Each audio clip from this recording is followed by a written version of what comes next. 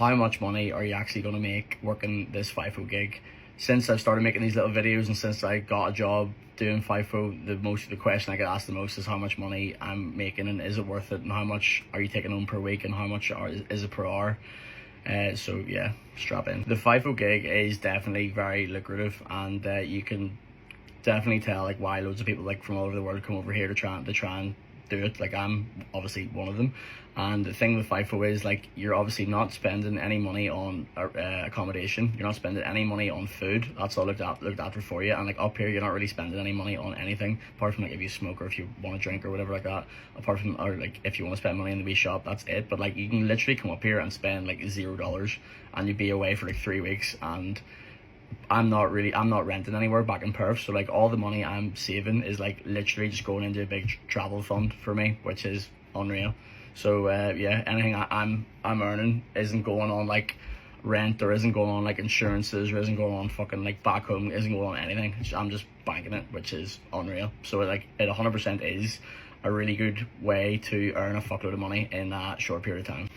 So up here, you're just given the ability to work like fuckloads of hours. You're not really on like a high hourly rate or anything. You're just able, like I work 84 hours in the week, but someone back home working full time is working for 37 hours. So I'm essentially working 2 weeks worth of work in 1 week here. And I'm just doing that for 3 weeks in a row while not spending any money on anything. So it, like, you can see how it just racks up and racks up. The way pay is broken up, you can either be paid flat rate or you can be paid an hourly rate, then plus penalties. Penalties are, I'm on penalties, right? And like your penalties could be like you get double pay on a Sunday, and you get, for the first 8 hours of work I get paid my normal rate, and then for my from hour 8 to hour 10 I get paid time and a half, and then my last 2 hours in my 12-hour shift I get double pay. So yeah, that's pretty lucrative. And then you get paid for your travel each day, and you get paid what's called Pilbara allowance. So that's one way of getting paid. And then another way of getting paid is flat rate, where you're just on, for example, fucking $60 an hour flat rate, but you're not getting any penalties. So each company will be different. If you're a contractor or if you're like working for permanently in a company, it'll all be different. So this is going to be pretty varied, but this is just my experience. So yeah. So as someone completely fresh and new to the industry, they've started me on $33.50 an hour. So that equates, so this gets a bit confusing because I'm on a working holiday visa, right? And the way the taxes work, someone on a working holiday visa can earn up to 45k and only be taxed 15% on everything that they earn, right? And then once you hit the 45k bracket, then it goes up to 32.5%, right?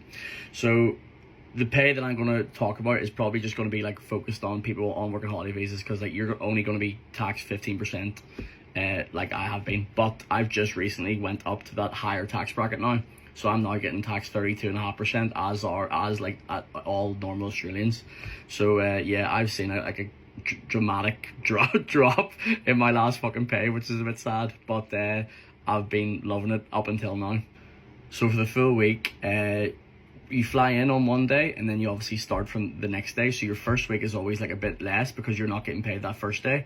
Whereas the second and third week, you're working on that fly-in day that you would normally fly in. So you get paid a decent first week, but you get paid a better second and third week, if that makes sense. So my first week I was earning, I think it was 3,470, right? 3,470, and that's obviously Australian dollars, and that's in a week. And then my second week I was earning 3,944 Australian dollars. That equates to like the 3,944 equates to like, I think it's like $2,000 sterling, like pounds.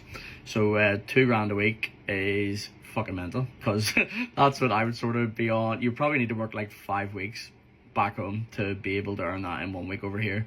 So yeah, you can see how that racks up pretty quickly. So yeah, the earning potential over here is mental, and like if anyone wants to come over, if you want to slog it out for a couple of swings and like do a couple of months or whatever, like you are able to rack up like a fair whack. So it's definitely lucrative. I'm definitely glad I've done it, and it's mental because like back home, someone to be earning like $2,000 a week, you would need to be like a fucking, I don't know, like a doctor or a nurse or a vet or some shit like that. Whereas like over here, like anyone can sort of get into it. Just get your tickets, fucking get your foot in the door some way, shape or form, and you just slog it out. So yes, it's obviously fucking very hard. You're working long hours. It's dirty work. It's in the heat, but you're also getting paid a lot. So you just sort of need to weigh up what you value, and are you willing to embrace the suck, as I say, embrace the suck for a little while, just to sort of make things fruitful and to be able to fucking blow your blow all your hard-earned money in your future. Since I started working here, in the four and a bit months that I've been here, I've managed to save about 45k, which equates to like 23.5 grand, like sterling, which is fucking mad, because that's like someone back home's like full year salary, and I've been able to make that in like 4 months. And that's me also, like, on my week off, completely waxing, spending like fuck as well, loving life on my weeks off, because you need to, because like you're bloody up here for three bloody weeks. So the weeks off, I've completely splurged out, and I've still managed to save like 45k. So yeah, this video is just sort of to give people an idea on, because there's a lot of people wanting to come over, a lot of people are looking to how much is the risk and is the potential to like do all this hard shit, is it going to be actually fucking worth it?